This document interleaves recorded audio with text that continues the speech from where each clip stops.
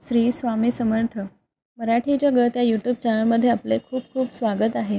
आजचा आपला व्हिडिओचा विषय असा आहे की पिठोरी अमावस्या ही आपण का साजरी करतो। पिठोरी अमावस्येची माहिती कथा कोणती तर ती आपण आजच्या व्हिडिओमध्ये बघणार आहोत। ही माहिती कथा आवडल्यास व्हिडिओला लाईक करायला विसरू नका। चला तर मग पिठोरी अमावस्येची कहाणी आज ऐकूया।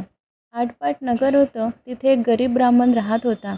त्याच्या घरी श्रावणातल्या अमावस्येच्या दिवशी वडिलांचं श्राद्ध असे। इकडे दरवर्षी काय होई, ज्या दिवशी श्राद्ध त्या दिवशी सकाळपासून त्याच्या सुनेचे पोट दुखू लागे व ब्राह्मण जेवायला बसण्याच्या वेळेस बाळंत होऊन पोर मरून जाईल। असं झालं म्हणजे ब्राह्मण तसेच उपाशी जात। असं एकसारखं 6 वर्ष झालं। 7व्या वर्षीही तसंच झालं। जेव्हा सासरा रागवला आणि त्यांनी ते मेलेले पोर तिच्या ओटीत घातले आणि तिला घरातून हाकलून लावले। पुढे जाता जाता ती एका मोठ्या अरण्यात गेली। तिथे तिला एक राक्षसीन भेटली। ती म्हणाली, बाई बाई, तू कोणाची कोण ग? इथे येण्याचे कारण काय?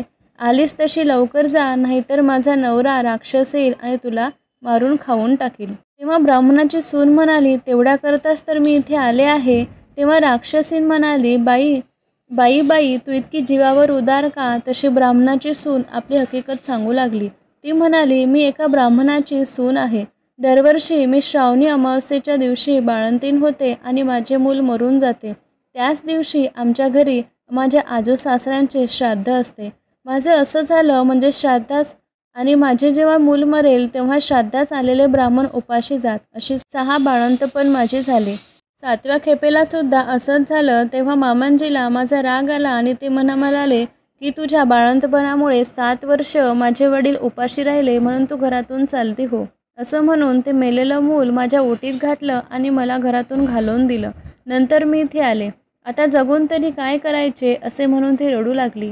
तशी राक्षसीन म्हणाली, बाई तू भिवू नको, घाबरू नको, अशीच थोडी पुढे जा, तिथे तुला एक शिवलिंग दृष्टीस पडेल। बेलाचं झाड लागेल, तिथे एका झाडावर बसून राहा। रात्री नागकन्या, देवकन्या, 7 अप्सरा बरोबर घेऊन तिथे पूजेला येतील। पूजा झाल्यावर खीरपुरीचा नैवेद्य दाखवतील। अतिथी कोण आहे म्हणून विचारतील। असे झाल्यावर मी आहे म्हणून म्हण। त्या तुला पाहतील, कोण कुठची म्हणून चौकशी करतील। तेव्हा तू सगळी हकीकत त्यांना सांग।